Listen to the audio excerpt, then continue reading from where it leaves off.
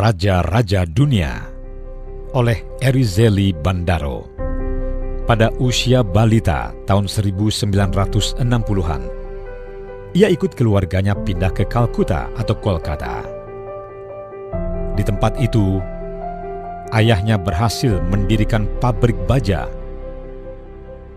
Di saat remaja, ia bekerja di pabrik sambil belajar sains di St. Xavier's College. Setelah lulus tahun 1970, ia menjabat sebagai trainee di pabrik.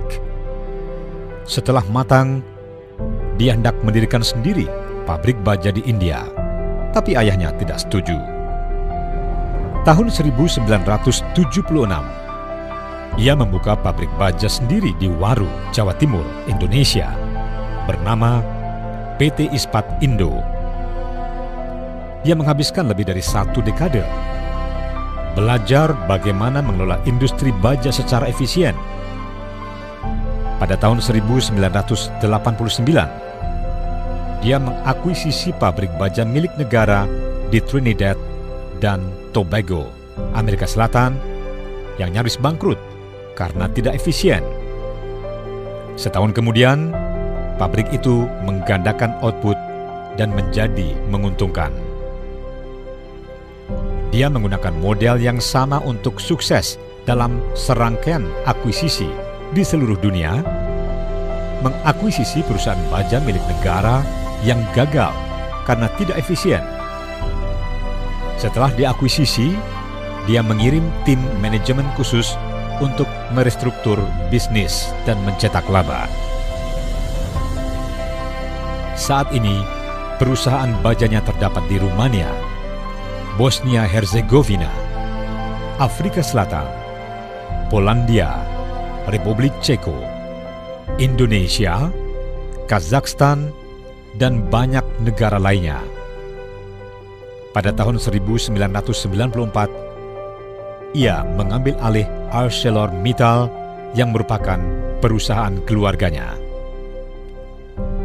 Pada tahun 2004, dia mendirikan Mittal Steel Co. NV yang merupakan hasil merger dari Ispat Internasional dan L&M Holdings dan International Steel Group yang berbasis di Ohio, Amerika Serikat. Mittal Steel Co. NV tampil sebagai produsen baja terbesar di dunia. 2 tahun kemudian, Mittal Steel Co. NV bergabung dengan Arcelor untuk membentuk ArcelorMittal dan menempatkan putranya Aditya sebagai CFO, Chief Financial Officer ArcelorMittal. Siapa dia? Dia adalah Laxmi Narayan Mittal.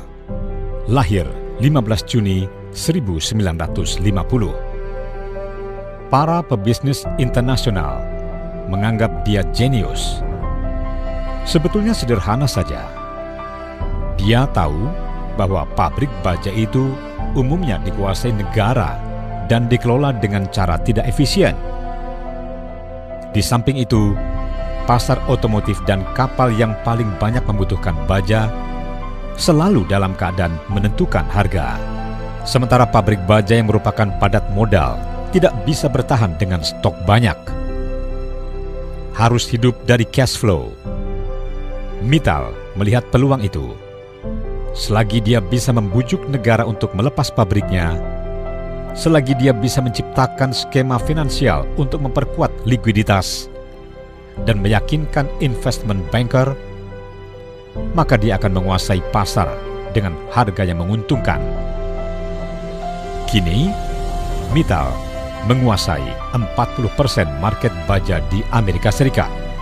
Walau Mittal sudah jadi bilioner dan memiliki rumah di Kensington Gardens 18 hingga 19, $105,7 juta. Namun sikapnya sangat ramah dan low profile. Itu kesan saya waktu bertemu dengan dia dalam forum bisnis internasional. Padahal dia adalah Direktur Independent Goldman Sachs Group Incorporation, investment banker terkuat di dunia.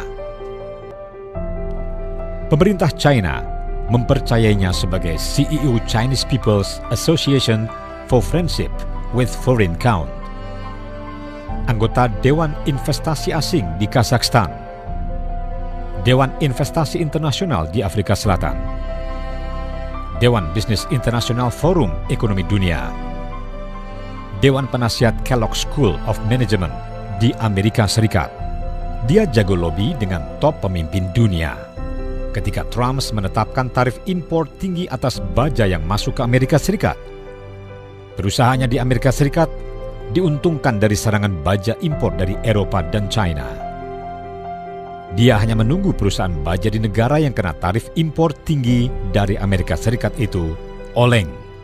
Saat itu, dia akan ambil alih.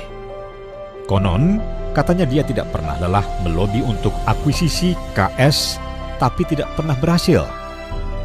Andaikan pemerintah Indonesia mau melepas KS, berapapun dia beli, yakin KS akan mencetak laba dan menguasai pasar dunia. Tapi, saya yakin dia tidak akan berhasil akuisisi KS karena UUD 45 pasal 33 tidak mengizinkan itu. Masalahnya, apakah tidak ada orang Indonesia sehebat Mittal atau mendekati sama dengan Mittal agar membuat KS berjaya sebagai perusahaan berkelas dunia? Ingat, Mittal belajar sukses jadi pengusaha baja dari Indonesia, dari orang Madura.